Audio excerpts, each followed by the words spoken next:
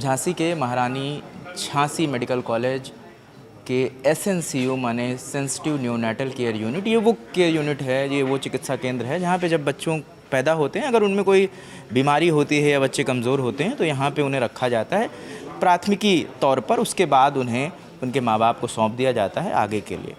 तो यहाँ पे ऐसे कई बच्चे थे जो अभी कुछ घंटों पहले पैदा हुए थे, जिनके कुछ दिन से वो अंदर थे, इन्हें रखा गया था। कुछ वेंटिलेटर पे थे, कुछ को ऑक्सीजन मास्क लगा कर रखा गया था, अलग अलग जिनकी जैसी परेशानी हो।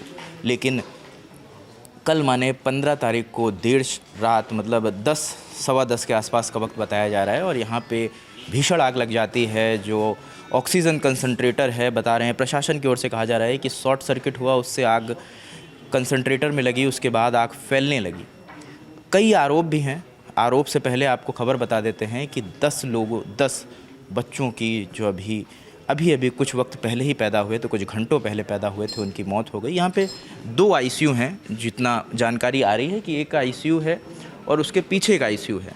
2 आईसीयू हैं, और ये कहना है कि जो आगे आईसीयू है उसमें उन बच्चों को रखा जाता है जो अभी ज़्यादा बीमार नहीं है, और जो पीछे आईसीयू था उनमें उन बच्चों को रखा जाता है जिनकी हालत ज़्यादा ख़राब थी। उनका ज़्यादा जो वेंटिलेटर्स हैं वो पीछे वाले सेक्शन में रखा जाता है। और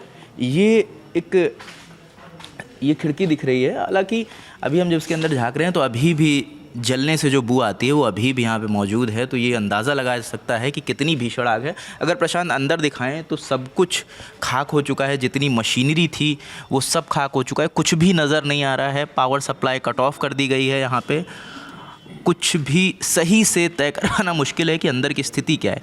ये भी बताया जा रहा है कि जितनी भी मशीनरी थी, जितनी भी एडवांस मशीनरी थी जिससे इलाज चल रहा था, वो सब जलकर खाक हो गई है और पूरा आईसीयू खंडहर में तब्दील हो गया। आपको वो गेट भी दिखा देते हैं। जब आग लगी तो बच्चों को रेस्क्यू कहाँ से किया गया। ये गेट मेरे सामने है, ये वो गेट है जिसको तोड़ा गया, जिस पे कांच का ग्लास लगा हुआ था।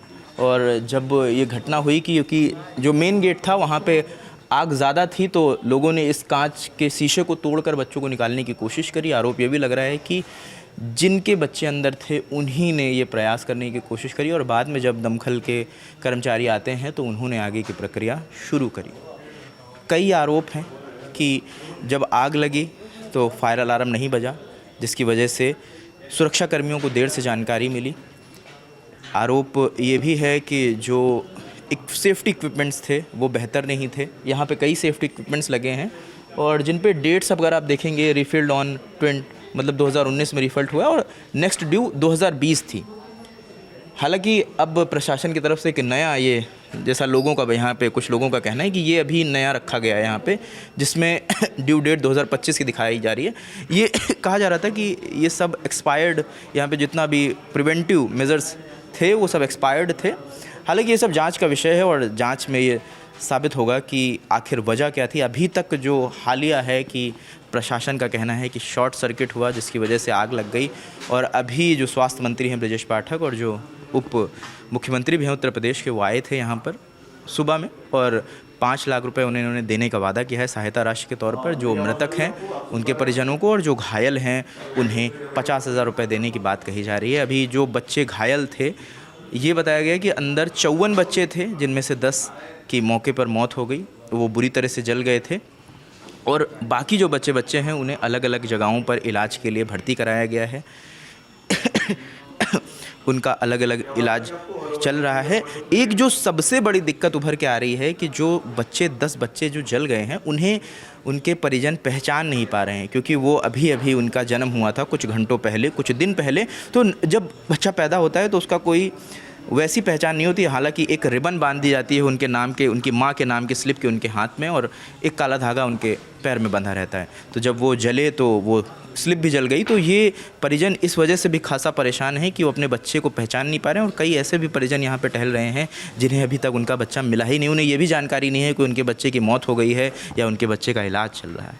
तो वो इसी ओहापोह में परेशान हैं, इधर उधर भटक रहे हैं, इधर उधर भाग रहे हैं। उनका कहना है कि हम प्रशासन से लगातार पूछ रहे हैं, मगर हमको कोई मुकम्मल जवाब नहीं मिल रहा है। हम झांसी में मौजूद हैं, प्रशासन से भी बात करने की कोशिश करेंगे। अगर कुछ मुकम्मल जवाब आएगा तो वो भी आप तक लेकर आएंगे। तब तक देखते रहिए लल्लन टॉप। कैमरे के पीछे प्रशांत है, मेरा नाम रजत है। शुक्रिया।